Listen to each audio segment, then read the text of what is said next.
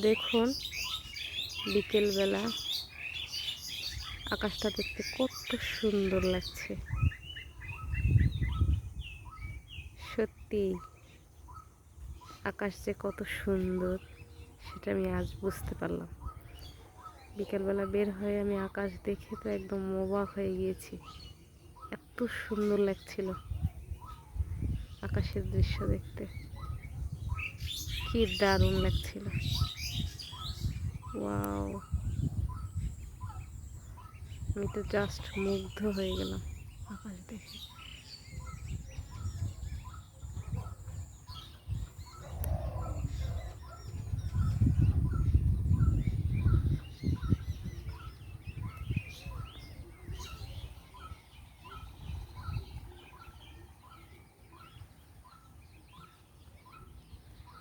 মনটা একদম ভালো হয়ে গেল।